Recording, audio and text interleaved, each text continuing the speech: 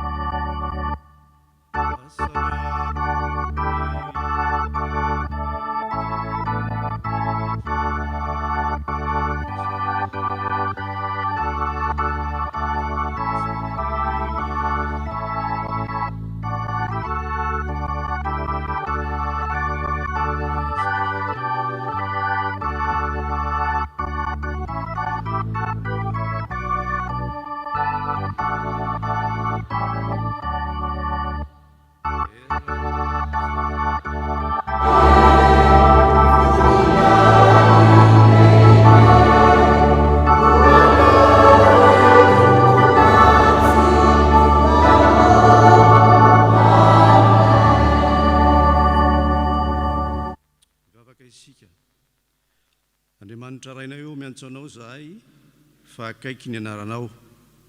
Indreto zahay vahoakanao miondrika eto anatrehanao, matsiaro ny falebiazanao sy ny fiandriananao, ny herinao, ny fahasoavanao ary ny fitiavanao izay nitiavanao anay tao amin'i Jesosy Kristy zanakao.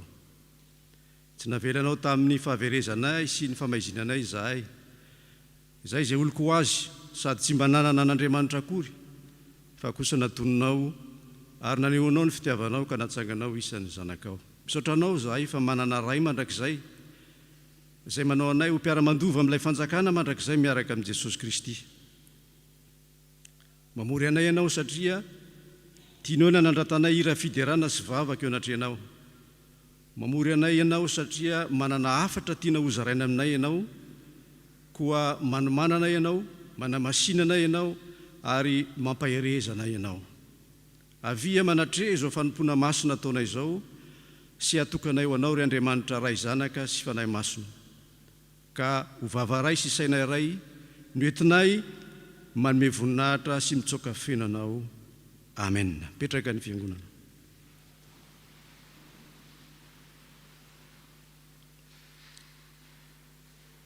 Ataontsika nira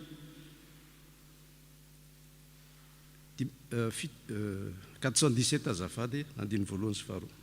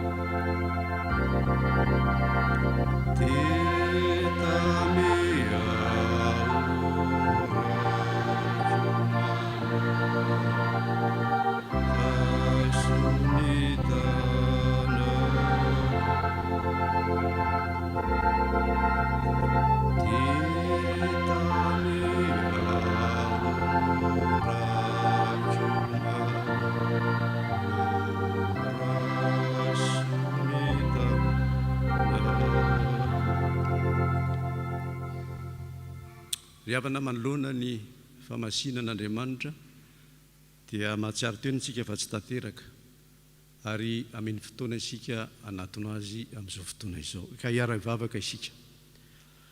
Andriamanitra manoloana ny fitiavanao sy ny fahasoavanao dia mahatsiaro fa bitika sy malemy izahay. Lehibe lavitra noho ny otanay tokoa mantsy ny sorona nataonao Jesosy Tompo teo amin'ny azy fijaliana, ka tonga anay tsy manan-kalahatra ka mitehitratra eo anatrehanao. Mamindrafo aminay fa indraindray dia tsy takatry ny sainy akory izany. Tsy mamelanao anjaka sy anapaka feno amin'ny fiainanay izahay, satria heverinay fa mahavita tena izahay. Mamindrafo aminay, tsy tena mbola babinao ny fonay, fa ny ampahany ihany no natolotra ho anao. Koa ankehitriny Tompo mety eza hiditra ao am-ponay ary monena ao. Aoka ianao ho tompotrano, aoka ianao ho mpanjaka amin'ny lafim-piainanay manontolo, fa izahay kosa hitoetra ho mpanomponao miaraka ny fiangonana. Rainay be fanindram-po, talao aminao izahay, mamelany alokay, diovy izay ho afa-pahotana, sasao izay ho afa-keliko, ary avaozy ny fanahinay mba vonoka nompanao. Ny fitiavan'i Jesosy Kristy, zanako mpamonjy anay no angatahanay aminao. Amen. Jesus.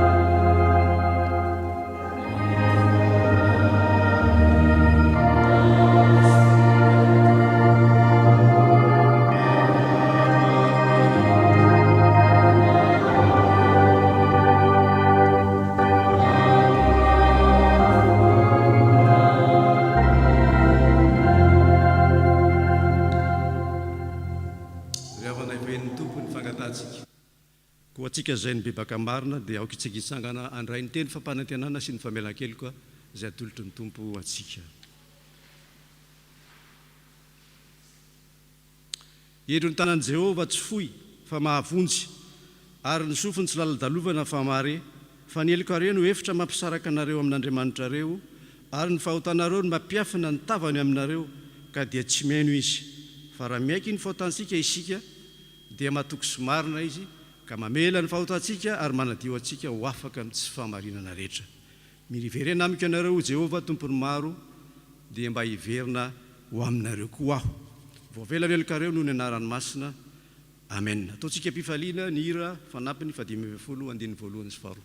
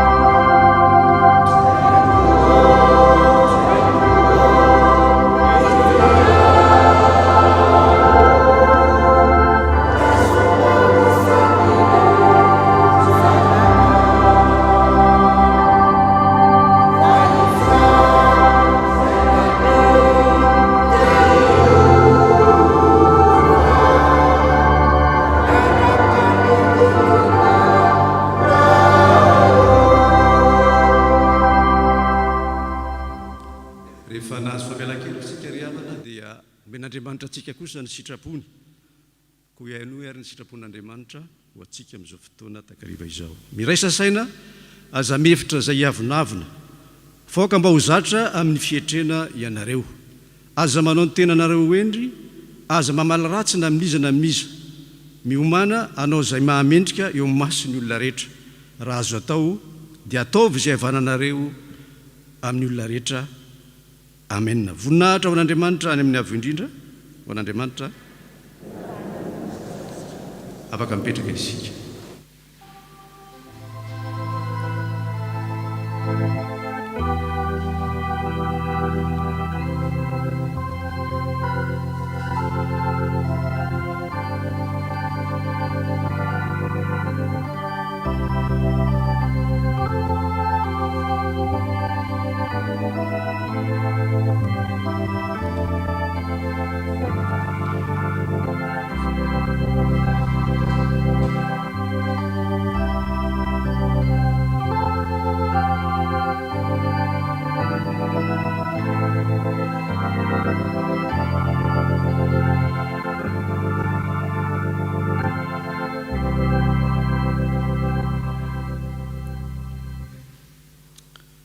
Irosoan'ny fianonany tenin'Andriamanitra isika ry havana ka ao anatin'ny hira zay efa voalahatra dia angatahana ray tompona andraikitra mivavaka sy famakiana teny avao amin'ny soratra masina mba hiakatra ety.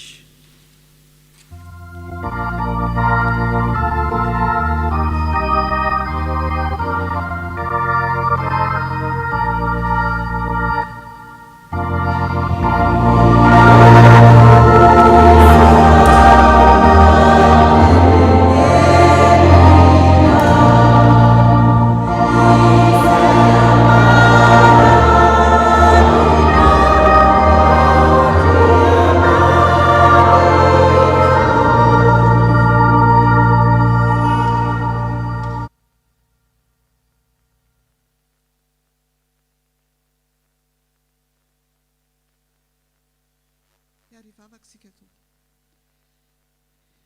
Ry tompo zanarinay io. Misaotra anao indray zahay fa mbola nomenao tombonandro, menao tompo-piainana ary menao tompo-pahasoavana. Ka mbola afaka indray tompo hamaky ary iaino ny teninao. Ny teninao izay aina ho an'ny mahazo azy ary fahasalamana ho an'ny nofo rehetra. Ny teninao ihany koa izay fanilo ny tongotray ary fanazavana ny lalanay.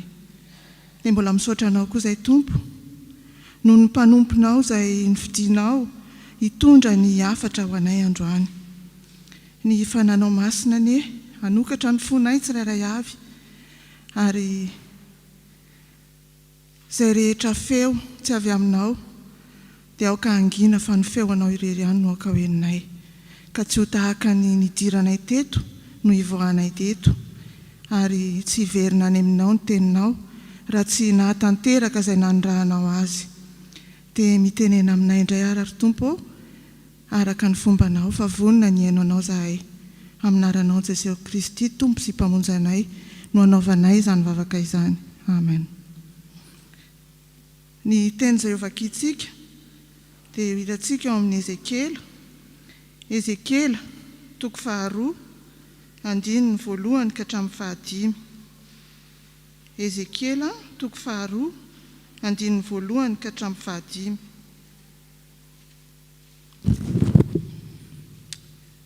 Rehefa hita dia vakitsika amin'ny anaran'ny tompo.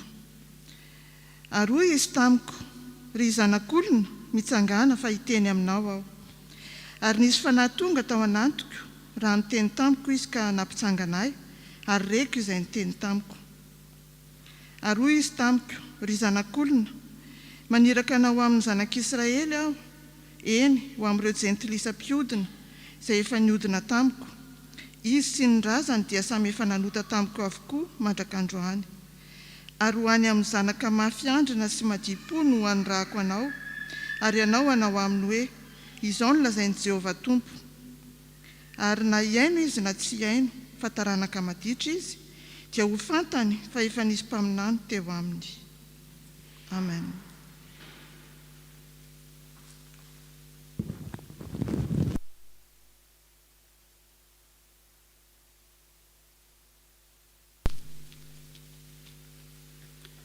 Dia mbola toizantsika ny vaky-teny, izany dia hitantsika eo amin'ny epistily 2 amin'ny Korotianina, toko 12 andininy 7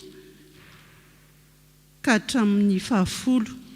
Korotianina 2 toko 12 andininy 7 ka hatramin'ny 10. Ary fandro irere no ny abetsaky ny fanambarana ao dia nasiana tsilo tamin'ny nofo dia iraka Satana hamely ahy. Fandro irere ao, izany nangatahako intelo tamin'ny tompo ho elany izany amiko. Nefa hoy izy tamiko, ampy anao ny fahasoavako, fa ny heriko dia tanterahana amin'ny fahalemena. Koa maika sitrako ny rehare amin'ny fahalemeko mba hitoeran'ny herin'i Kristy amiko. Koa dia finaritra ao amin'ny fahalemena, amin'ny fahampahoriana, amin'ny fahaterena, amin'ny fahanenjehana, amin'ny fahantrana noho ny amin'ny Kristy, fa ny fahalemeko no fahatanjahako.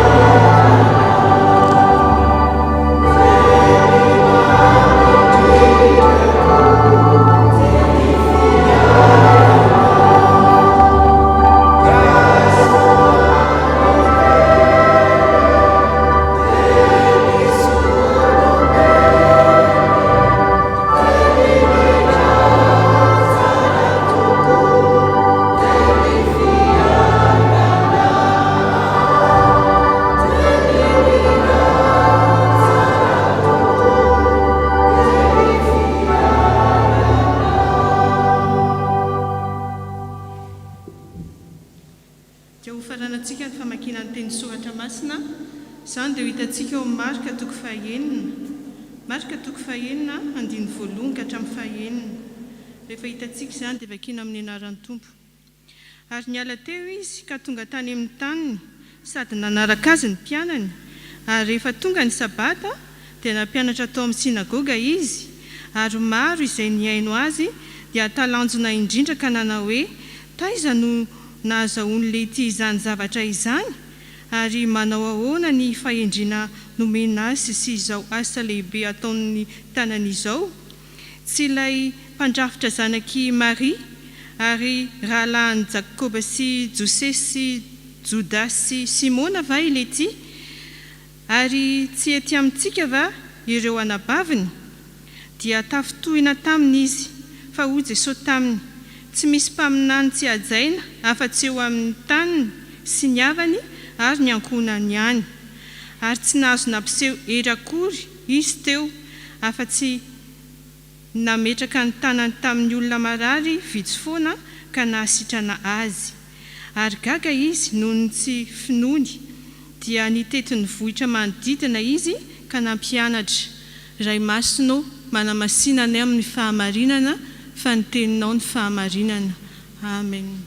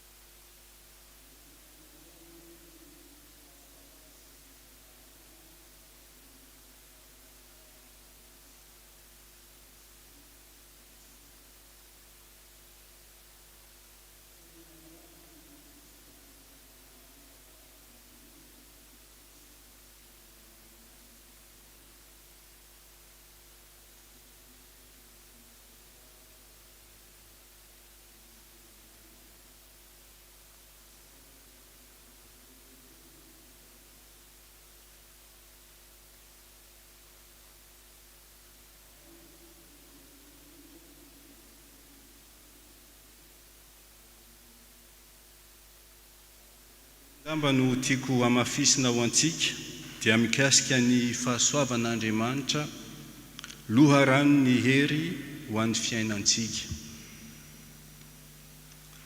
Izay no tiako amafisina nefa hevitra lehibe tiako amafisina sy ho alalinina fa hiverenantsika rehefa avy eo. Mino atsinona fa mety mahalasa sainantsika ihany ilay tsilo ty zava-mampijaly any apôstôly Paoly ty, toy ny iraky Satana mampahory aho izy, izay tsy nahazoany fanasitranana.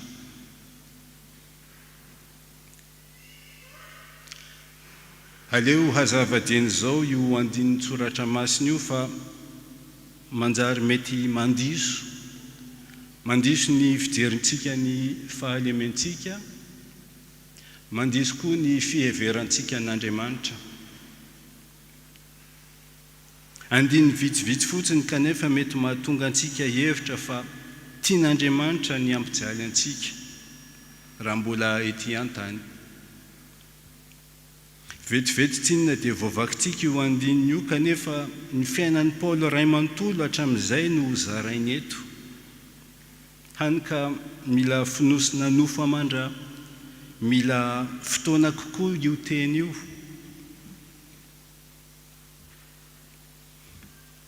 Raha ny hevitry ny mpandinika dia to aretina miverina tsy indraindray no nanjony apôstôly Paoly karazana maladie chronique. Tsika moa mahafantatra an'izany ihany rehefa azony reraka diso reraka loatra dia miverina ny crise de palu. Azotsika an-tsaina angamba zany hoe aretina miverimberina zany. Asa firy taona sa firy volana no namely azy io aretina io sy nivavahany mba ho sitrana. Asa ahoana ny namalian'Andriamanitra azy fa ampy ho an'i Paoly io izy ny fahasoavany.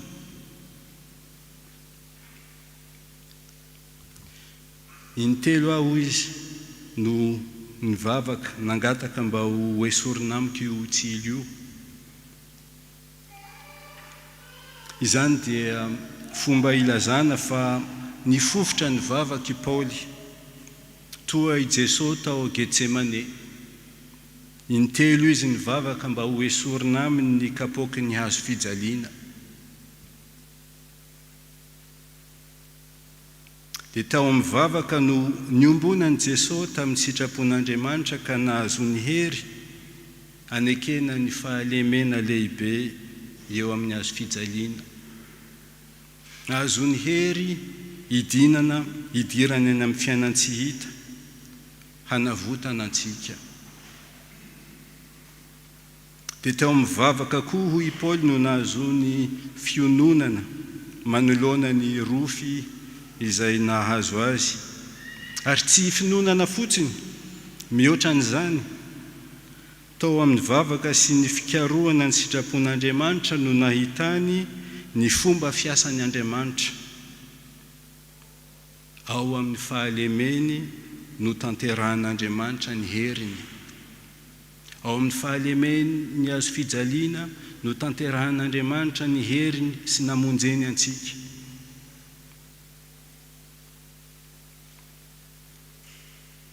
Haniriavana ka izao no tokony handraisantsika n'io teny io, tsy hoe namoy foy Paoly ka niaritra ny aretina izay nanjo azy, ary tsy hoe tsy namaly Andriamanitra ka na koa mini nampahory ny mpanompiny.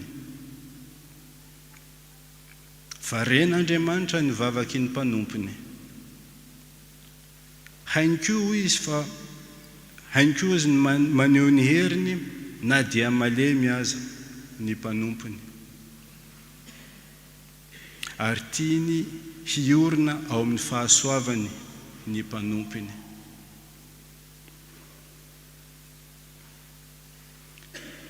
Raha izay ry havana no entintsika hieverana ny fahalementsika, dia tsy tokony hamoy fo velively isika. Raha misy zava-mampahory anao dia izao no azonao andinihana azy. Entinao ambavaka eo anatrehan'ny Tompo. Lalana anehoan'ny Tompo ny voninahiny ve izy io? Mampitombo ny firaisanao amin'Andriamanitra ve sa mampisaraka anao aminy? Dia arakaraka ny fahitanao an'izay fahalemeny izay dia hitanao hoe mety tiany Andriamanitra ho sitranina sa mety hanjara ny fiainana ray manontolo izy io. Fa eo ny ahitana fa izay no tiako hitenenana hoe mifono nofo amandra ilay andiny tsoratra masina, fa tsy hoe teny tsotra izao na ataontsika autocollant fotsiny hoe ampy anao fahasoavako amin'ny tomobile reny.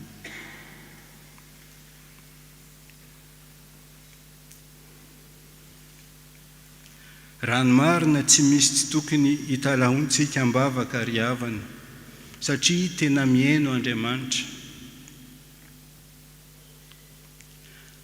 Atsika indray nefa no mihaino izay avaliny.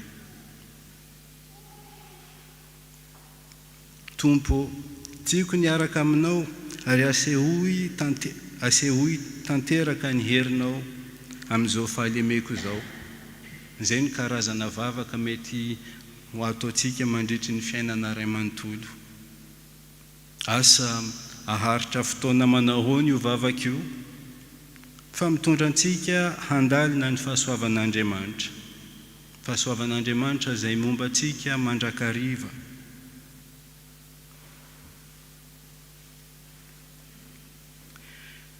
Ny fahasoavan'Andriamanitra izay loharano sy herin'ny fiainantsika no miaro antsika ho amin'ny fiainana mandrakizay.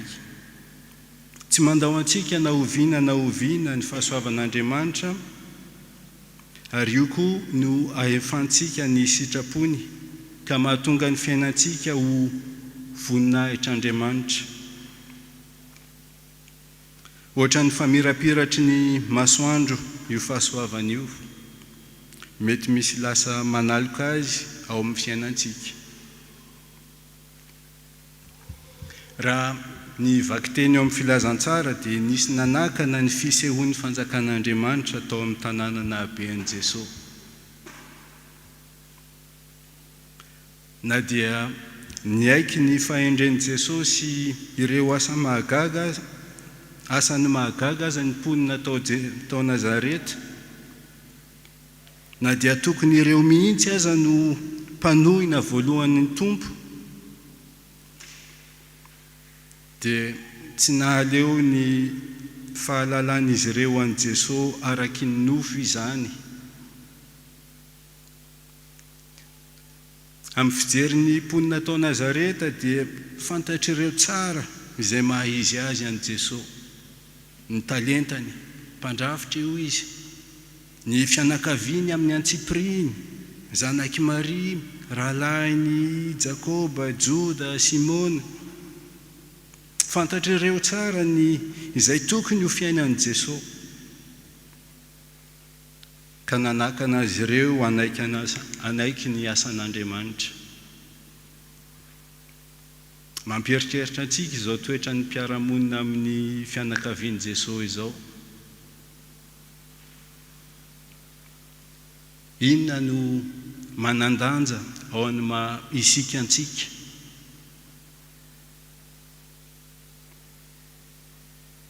Inona no omentsika lanja koa rehefa mihevitra ny sasany isika?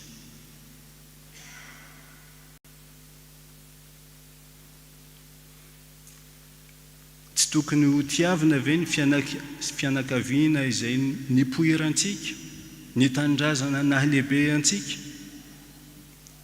Tsy tokony ahomby amin'ny asa sy amin'ny fianarana ve?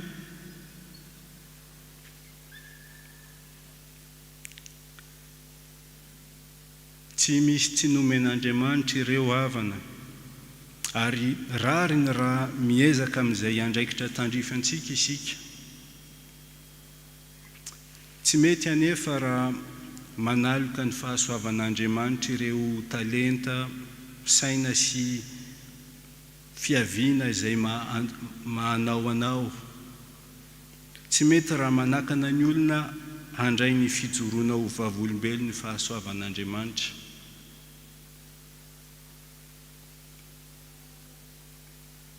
Raha izay dia mety ny fahalemenao mihoatra kokoa noho ny fahombiazanao no hahitan'ny olona fa tsy mandao Andriamanitra.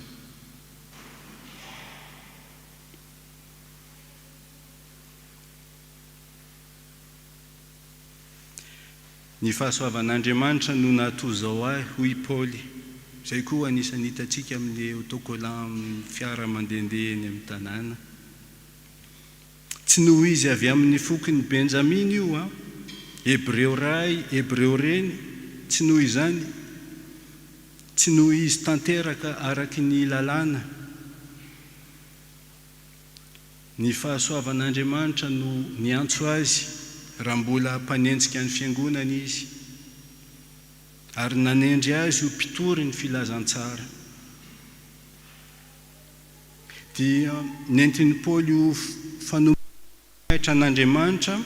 fanomezam-boninahitra an'Andriamanitra ny fahaizany sy ny heriny, ary na dia nanao an'izany aza izy dia zao ny fahalemeny no tena ahitana ny asa mahery ny Tompo.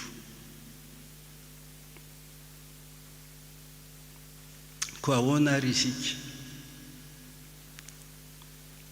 Inona no hijorontsika sy katsahintsika amin'ny fiainana. Ahoana no anomezantsika lanja ny fahasoavan'Andriamanitra amin'ny fomba fiainantsika andavanandro.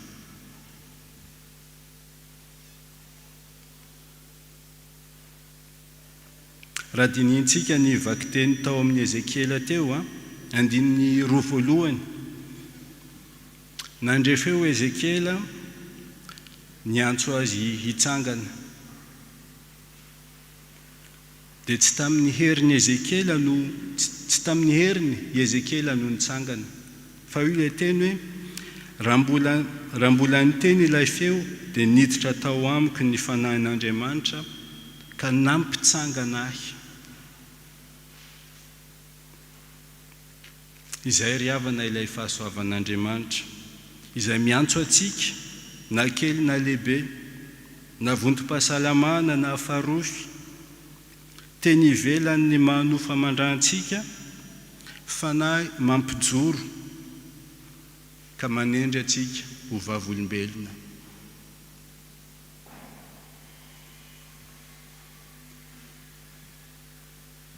Rehefa misy antony hafa mampijoro antsika dia mety hanamaloka ny fahasoavan'Andriamanitra izany. Fahasoavan'Andriamanitra izay tokony ho voalohany.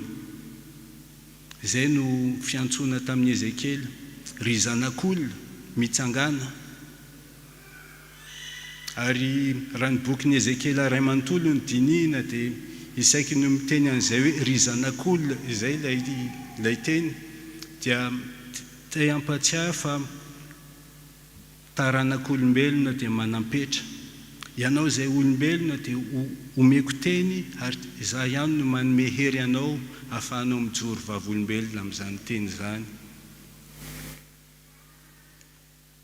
Hany ka ny fijorontsika ho kristianina, fijorontsika ho vavolombelona fahasoavan'Andriamanitra dia miainga avy amin'izay teny ivelany izay ary manome hery antsika. Fa raha zavatra hafa avy amin'ny manofa mandrantsika no hijorontsika dia manamaloka ny fahasoavan'Andriamanitra. Hany ka tsy maintsy ahetra ireo, tsy maintsy entina manompo an'Andriamanitra sy hanomezana voninahitra azy, fa tsy azontsika loloha avy na tampony loha araka ny fitenin'ny Malagasy. Ary izay no mahatonga antsika, izay no mahatonga ny fahatsiarovana ny tendren'ny Tompo ataontsika mifandraisana. Ny loharanon'ny fiainantsika dia i Kristy nanolotra ny fiainany ampahalemena lehibe. Fahalemena lehibe izay tonga hero antsika, mampitsangana antsika, ary miaro antsika taranak'olombelona ho amin'ny fiainana mandrakizay. Voninahitra any amin'ny avo indrindra ho an'Andriamanitra ary fiadanany ety an-tany ho an'ny olona fa nanehony fity. Amen.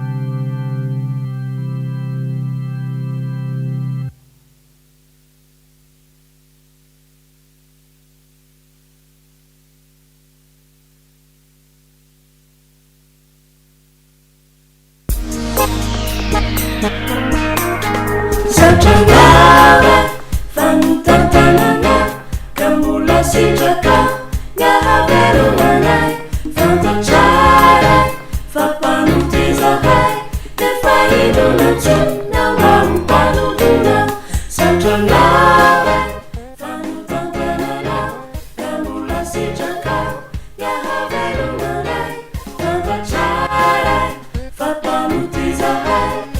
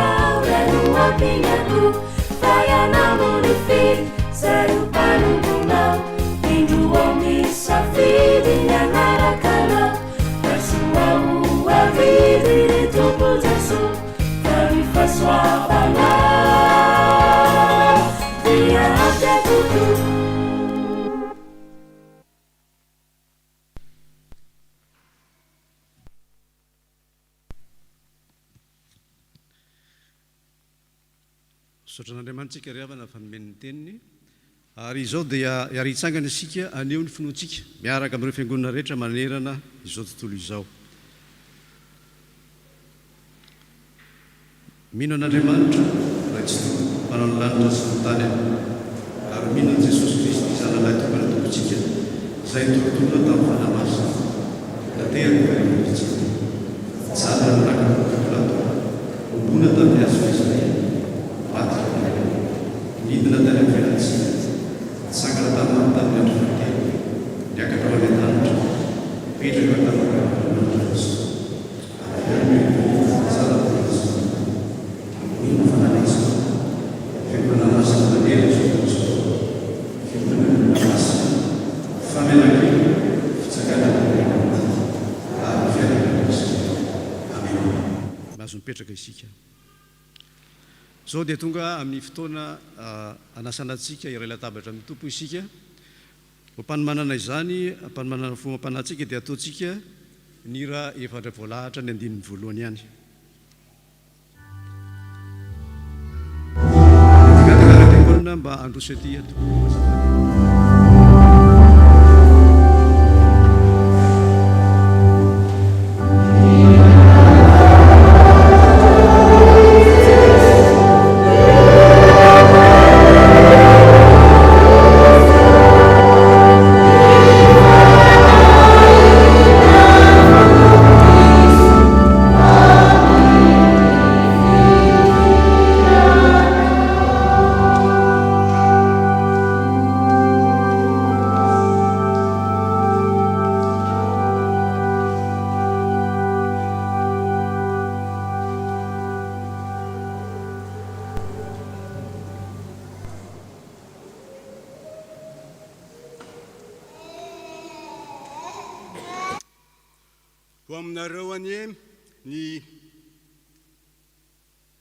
Ho aminareo any Tompo, aoka hizara ny fiadanany isika.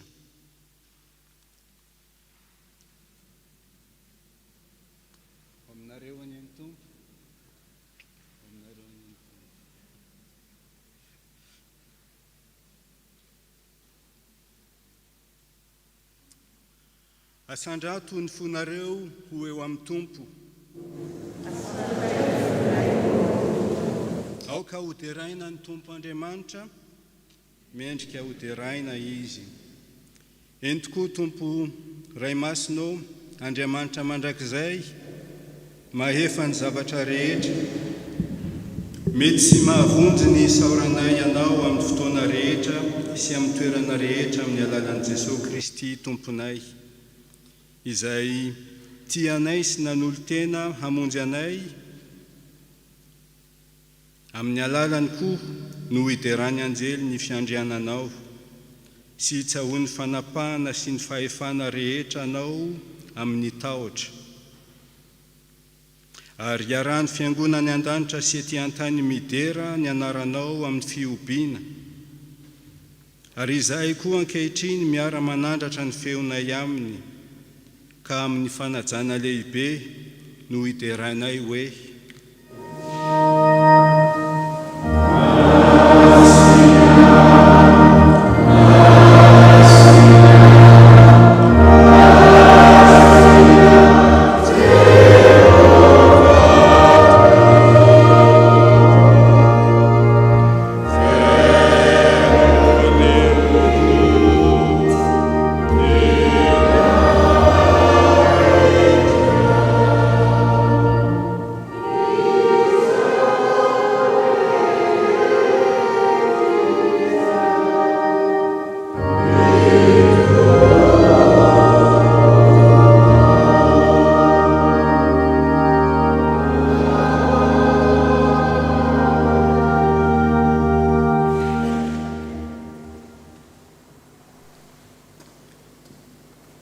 Jesosy Kristy tompontsika tamin'ny alin'izay namady anazy dia nandray mofo, ary rehefa nisaotra izy dia novakiny ka hoy izy: raiso, hano, ity ny tenako izay omena ho anareo, izao no ataovy ho fahatsiarovanahy. Ary toy izany koa ny kapoaka rehefa nihinana dia hoy izy: misotro amin'ity ianareo rehetra, fa ity ny rako dia ny amin'ny fanekena vaovao izay alatsaka ho an'ny rehetra ho famelan-keloka. Ka na oviana no misotro ianareo, dia izao no ataovy ho fahatsiarovanahy.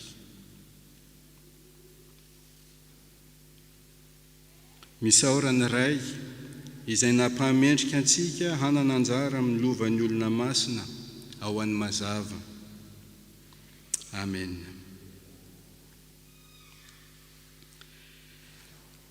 Ry kristianina malala, aoka isika hahatsiaro an'i Jesosy Kristy izay maty nisolo antsika sy nitsangana ho fanamarinana antsika, dia fanatim-pihavanana natolotr'Andriamanitra antsika, ary aoka isika hiara-misaotra sy hivavaka.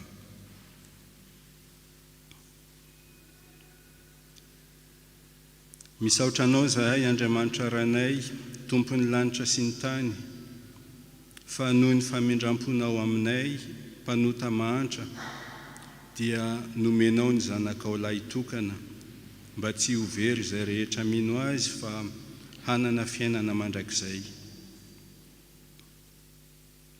Ankehitriny ranay any an-danitro, indreto izahay manao eto anatrehanao ny fahatsiarovana, ny fahatongavan'ny zanakao ho olona, ny fijaliany sy ny fahafatesany, ny fitsanganany tany maty, ary ny fiakarany tamboninahitra sy ny fifonany mandrakizay ho anay, ka miandry sy mitalao ny fiverenany indray izahay.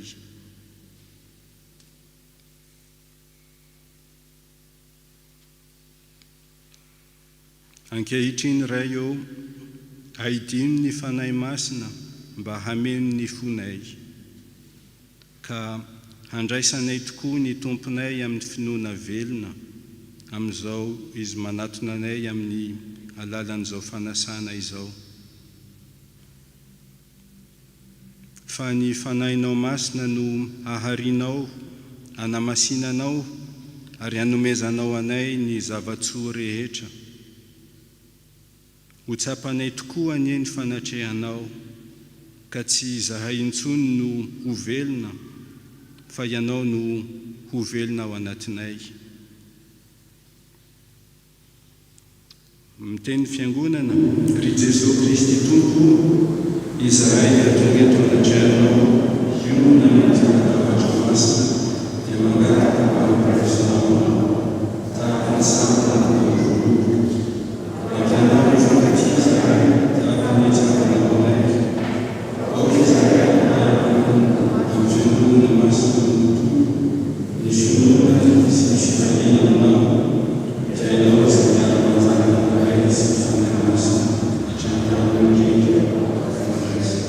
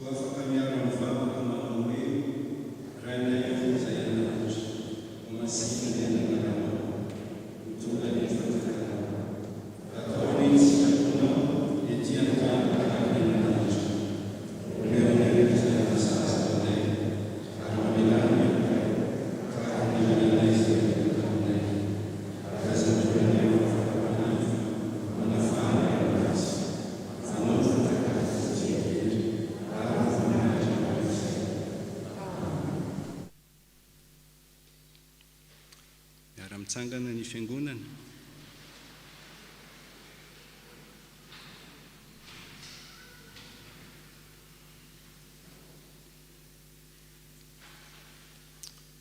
Ny mofo izay vankitsika dia firaisana amin'ny tenan'i Jesosy Kristy Tompontsika.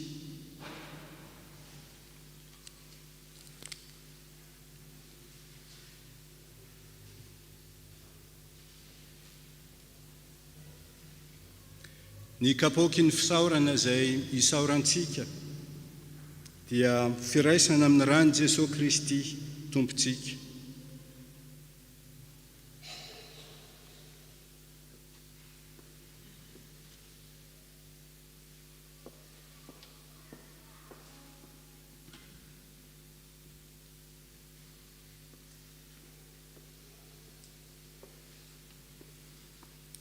Hoy ny Tompo, andeha efa voavoatra avokoa ny zavatra rehetra.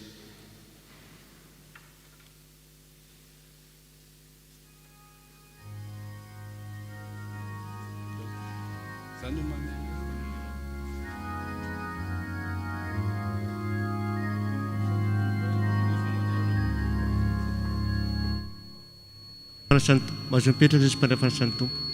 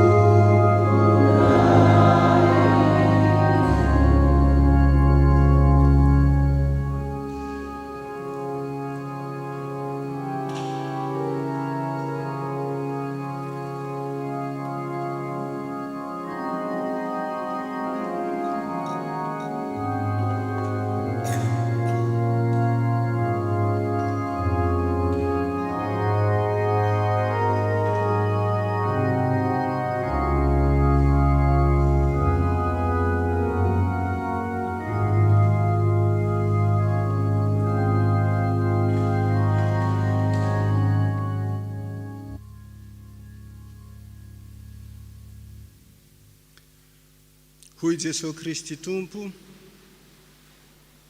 raiso hano ity ny tenako izay, ity ny tenako izao no ataovy ho fahatsiarovana ahy.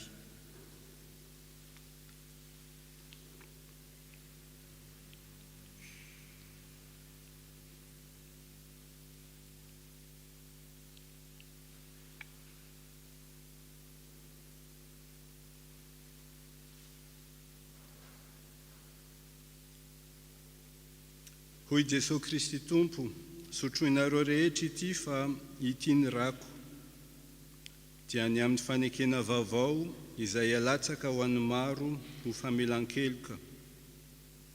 Izao no ataovy ho fahatsiarovana ahy.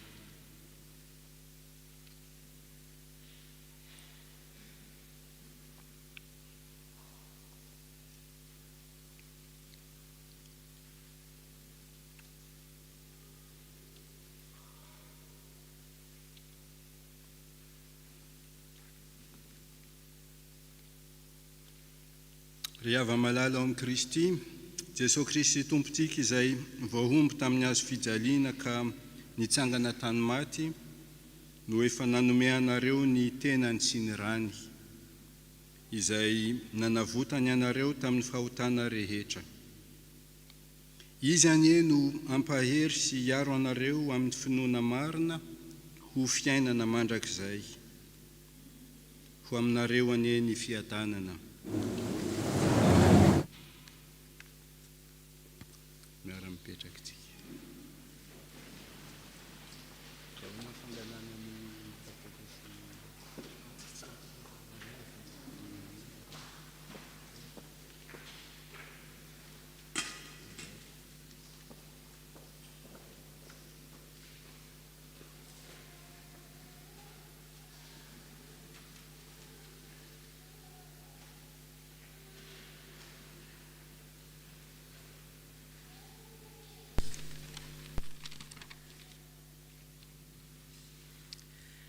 Ny mpitandrina sy ny komity FPMA Toulouse dia faly miara-bantsika amin'ny anaran'i Jesosy Kristy, lohan'ny fiangonana sy tompo ny asa. Toy izao indray ny vaovao mahakasika ny fiangonana, vaovao nasionaly RNSTK, ny faran'androany maraina ny RNSTK. Vaovao tafo famangina manjo ho tanterahana amin'ny Alahady heriny anio, izany hoe ny 20 Jolay, ny famangina ny fianakaviana Randriamanga Malala Patrick sy Peggy izay namony irainy. Filazana batisa amin'ny heriny anio koa dia misy ray aman-dreny hanolotra ny zanany amin'ny batisa. Ny zaza ho atolotra dia rasolondray be Joy. Taratasy fisaorana, taratasy voalohany, Dr Manitra sy Lilira Randriamananjara ary ny fianakaviana rehetra dia maneho fisaorana sy fankatelemana feno ny mpitandrina sy ny fiangonana FPMA Toulouse tonga nampahery sy nampionina azy ireo tamin'ny namoizan'ny miretam-po aminy. Ankehitriny tsara levenana ny maty ary enin-kaja enim-boninahitra ny velona. Andriamanitra manakariam-pahasoavana, Andriamanitra ny fiadanana amaly fity anareo. Taratasy fisaorana faharoa, ho aminareo rehetra ny fahasoavan'i Jesosy Kristy Tompo sy ny fitiavan'Andriamanitra ary ny firaisana amin'ny fanahy masina. Korintianina faharoa, toko 7:14. Ny fianakaviana manontolo dia maneho fisaorana ny fiangonana manontolo sy ny pasteur Élisée Andriamiandra nampahery sy nitrotro ambavaka anay tamin'ny alasan'ny ray malalanay Rakoto ary Veloson David. Andriamanitra ny amaly fity anareo, manolotra chèque 100 € ho an'ny fiangonana, 100 € ho an'ny mpitandrina. Hoy ny fianakaviana Andrianavo Mahery Keke ary ny aina sy Antavololona Noro. Fianakaviana Mamy Silandy any Paris, ny fianakaviana any Madagasikara. Toy izao ny vaovao mahakasika ny asa fitandremana. Mampahatsiahatra trano fa ny permanence ataon'ny mpitandrina dia ny talata manomboka amin'ny 10 ora ka hatramin'ny 4 ora tolakandro, izany hoe journée continue, ary ny alakamisy maraina amin'ny 10 ora ka hatramin'ny 12 ora maraina. Ny mpitandrina dia miala sasatra nanomboka ny omaly ka hatramin'ny rampitso alatsinainy. Sampana tily miarabantsika rehetra amin'ny anaran'ny tompo sy amin'ny anaran'ny tily Capitole Toulouse. Mankasitraka indrindra tamin'ny fanohananareo ny sampana tily tamin'ny fomba rehetra tamin'ny hetsika nataony ho fankalazana ny fetim-pirenena. Fa misaotra manokana ireo tonga nanotrina ny fotoana. Ho anareo izay namonjy ny arendrina dia sorantsika foana ny tompo na fohy dia fohy aza ny fotoana na ahafahantsika ny araka ny lalao. Raintsika fifaliana lehibe na ahafahantsika ny arany vavaka tambany orambe mitrao tena nandena alohan'ny nisarahana ary koa na ahafahan'ireo mpiandraikitra ny zara ireo sakafo tonga namidy ho an'ny mahantra sy ny tsy manan-kialofana teny an-dalambe ny Toulouse. Efa nanam-pikasana anao marode izy ireo efa ela kanjo tamin'ny fotoana io no nanatanterahan'ny tompo izany dia ho azy irery ihany ny voninahitra. Voatsinapy efa mivoaka ny fandarana voatsinapy ny radio antso ny filazantsara ary azo enona amin'ny page Facebook FPMA Toulouse. Vaovao mikasika ny trano fiangonana. Mba azoana mandroso amin'ny fanatanterahana ny sorotrasa trano fiangonana ary efa natsangana ny komitin'ny trano dia mangataka antsika rehetra mpianakavy ny finoana mba hiditra any anatin'ny iray amin'ireo commission 10. Indro ampatsahivina antsika izy ireo: commission veille spirituelle, commission mobilisation et dynamisation, commission communication, commission juridique et investigation, commission financière. Angatana isika tsy hiaotra anatona ireo tompon'andraikitra amin'ny fisoratana anarana amin'ny anaran'ny komitin'ny trano fiangonana. Mitohy hatrany ihany koa ny fanohanana ity projet trano fiangonana ity amin'ny alalan'ny fanomezana na tonom-bola ny numéro IBAN sous compte FPMA Toulouse dia hitantsika misoratra. Manantena antsika koa anoana mbafaka izany asa goavana izany. Rakitra sy adidy manentana antsika hatrany indrindra ho an'ireo izay tsy afaka tonga aty am-piangonana hainoa ny fandrotsahana ny rakitra sy adidy amin'ny alalan'ny virement, chèque na carte bancaire, eloaso toy ny mahazatra mba ho mariky ny fanoratenantsika ho an'ny tompo sy ho fanohanana ny asan'ny fiangonana. Tsarovy fa ny mpanome amin'ny fifaliana no tian'Andriamanitra. Étude biblique, tsy misy ny étude biblique mandritra ny fialan-tsasatra.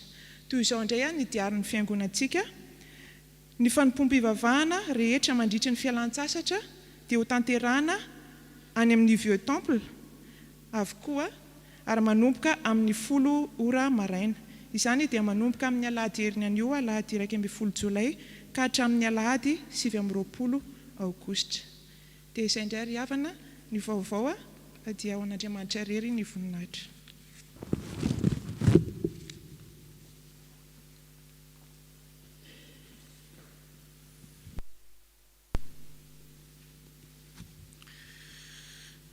Zao ry havana dia mahafaly antsika ny manokana fotoana iarabana ireo zokiolona izay nahatratra ny tsingerin-taonany tamin'ny volana lasa ary dia arabaina androany eto amin'ny fiangonana. Misy 9 menada izy ireo ka dia ho tononona ny anarany dia Andriamatoa sy Ramatoa isany mba angatahana hitsangana eny am-pitoerana ihany rehefa voatonona ny anaranareo. Andriamampianina Désiré Tsongambizy, Rasonatenaina Marcel, Rabe Mananjara Louisette, Randrenasolo Denise, Randrenasolo René, ary Rakotovao Rabe Samuel.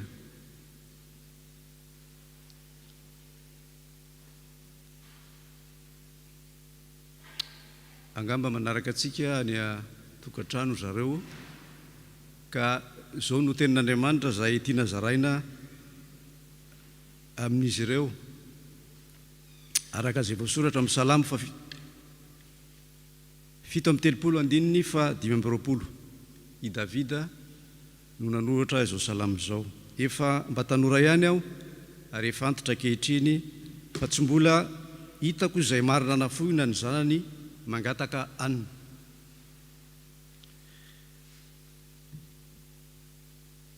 raha dika amin'ny teny tsotra zao teny nataony Davida izao dia zao mety azo andikana azy efa mba tanora ihany aho i Davida ary efa zoky olona zany hoe efa ela netezana efa nahita fiainana fa tsy mbola hitako zay marina izy moa ny marina zay lazaina raha mitsika amin'izao andro zao dia ny marina dia zay rehetra anao marinina tamin'ny rahan'i Kristy tsisy marina isika fa zay rehetra namarinina ary nandray an' Jesosy Kristy ho tompo sy mpamonjy dia zay no atao hoe zanak'Andriamanitra. Raha verina zany le izy dia efa tanora ihany aho izy Davida ary efa zoky olona ankehitriny fa tsy mbola hitako ny zanak'Andriamanitra zay nafoy na ny zanany mangataka hanina na mangataka sakafo. Hita eto zany fa Andriamanitra dia mikarakara ny zanany amin'ny maha-olona azy manontolo.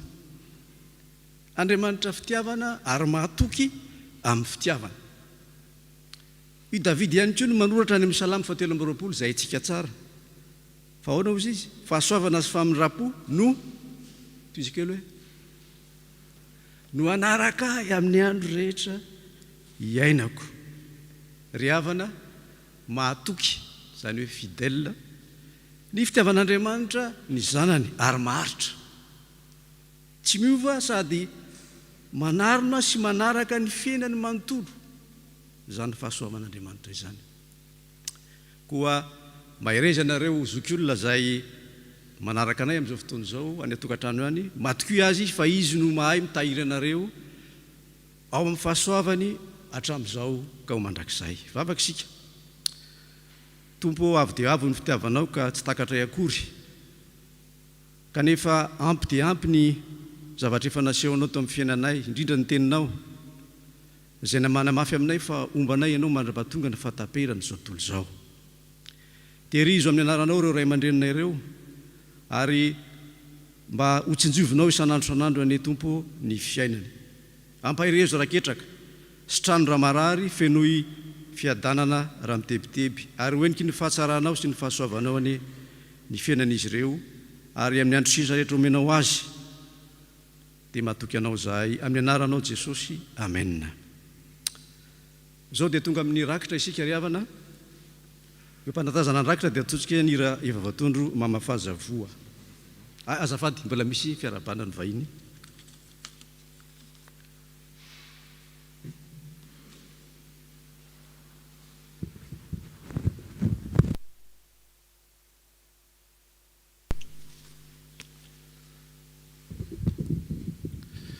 Faly miaraba antsika amin'ny anaran'ny tompo. Fataontsika ihany koa no miaraba ny olona izay mandalo eto Toulouse na findramonina koa ka raha misy amintsika eo amin'izany zany hoe vao tonga androany dia mba mangataka anareo mba hitsangana azafady. Dia faly miarabanao tompoko tonga aty amin'ny ty tranon'Andriamanitra ty miarabanao amin'ny anaran'ny fiangonana tonga soa eto Toulouse.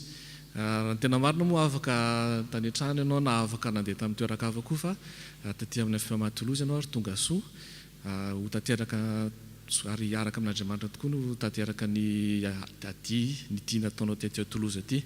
Tadio fa na oviana ianao na oviana no mandalo ty Toulouse dia misy toeranao foana hiaraka aminay aty. Koa raha misahatra ilainao koa dia aza misalasala manatona ny diakona manao akanjo fotsy eo manatona ny zareo dia misaotra anao tompoko mazo mipetraka ianao. Dia hitantsika ihany koa fa natsony nisadidiny antsony pasteur Elysée za afantsafany niaraka tamintsika koa totoka amin'ny pasteur Erzora Jacob misaotra anao amin'ny anaran'ny fiangonana niaraka taminay nitondra fampianarana taminay amin'izao andro zao ary indrindra afahanay ny ray niaraka tamin'ny tompo. Dia misaotra anao fa tsy salasala ianao no namaly ny antson'ny fiangonana dia tena voaka ho fananay niaraka taminao androany. Andriamanitra rehetra voninahitra.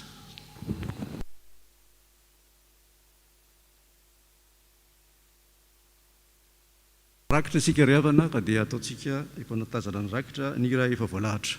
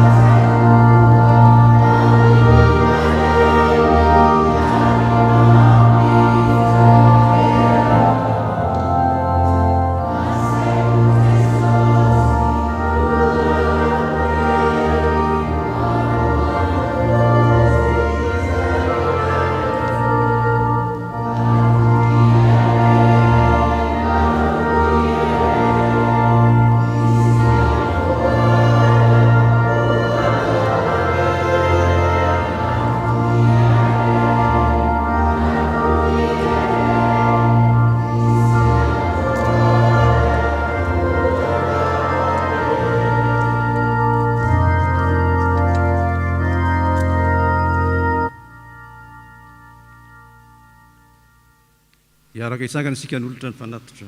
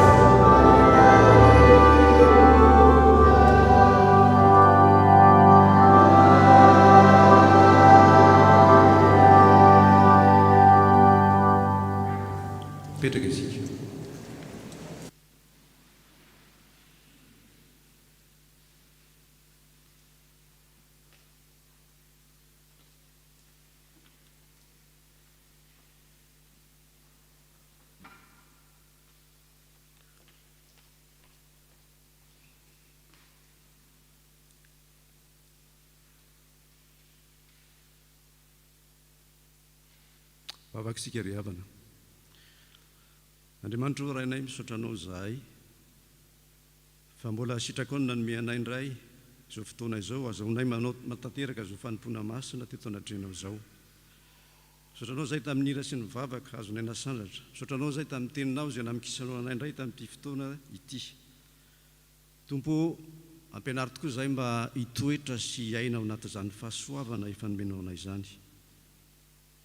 Dia ny teninao anay hitombo eo amin'ny fiainanay, ahatonga anay tokoa tena mpanompo mahatoky ary mpanompo maharitra hatramin'ny farany. Vavaka aminao zay ho an'ny fiangonana FPMA Toulouse, izay toerana nametrahanao anay tsiraray avy izao. Taio zany fiangonana izany mba ho fiangonana velona, fiangonana masina ary fiangonana tokoa anjakan'ny teninao. Taio ny tompony raikitra tsiraray avy, taio ny mpitandrina izay napetraka ao hitondra isitantana izao fiangonana izao.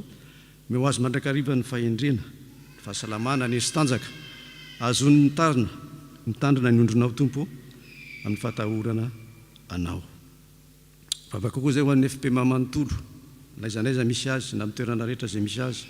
Taio ny mpitandrina sinodaly izay rehetra mpiara-miasa aminy mba azony mitondra izao fiangonana izao amin'ny fahendrena avy aminao.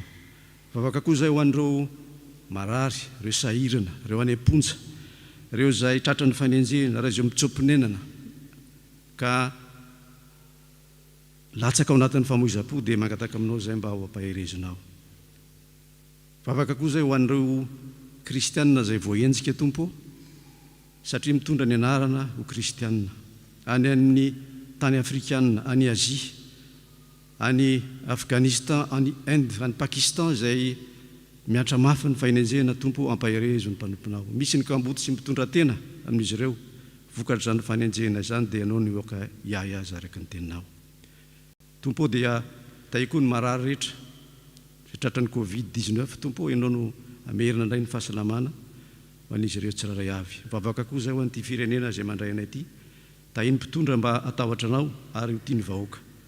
Vavaka koa zay ny firenena izay nipiranay dia Madagasikara, ianao ny ame fahendrena ny mpitondra mba aizany mitsinjo ny vahoaka tokoa ary hitondra ny Madagasikara ao amin'ny fampandrosoana mba ho voninahitry ny anaranao. Dia misaotranao indrindra zay Tompo, ary dia amin'ny anaranao Jesosy Tompo nanaova zay fa zany vavaka izany. Amen. Misaotra an'Andriamanitra isika ry havana fa tonga tanteraka somatsara ireo fotoana izao ary tonga amin'ny famaranana isika.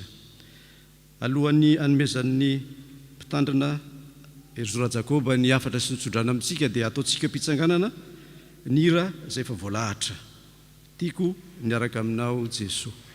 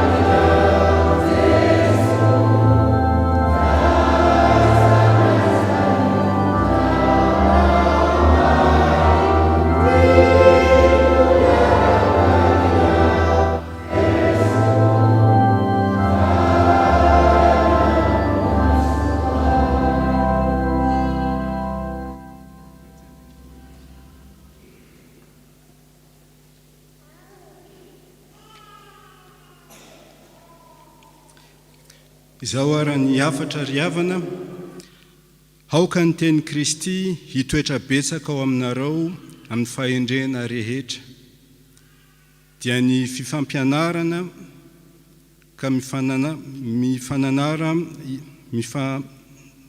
amin'ny salamo sy ny fihirana ary ny tonkira ampanahy mihira amin'ny fahasoavana ao am-ponareo ho an'Andriamanitra. Hitay anareo anie Jehova ka hiaro anareo. Hampamirapiratra ny tavany aminareo anie ny Tompo ka hamindra fo aminareo. Hanandratra ny tavany aminareo anie ny Tompo ka hanome anareo fiadanana. Amen. Voninahitra ho an'Andriamanitra ray sy zanaka ary fanahy masina izay hatramin'ny taloha indrindra ka ho mandrakizay. Amen. Mandehana amin'ny fiadanana ka manompoa ny Tompo.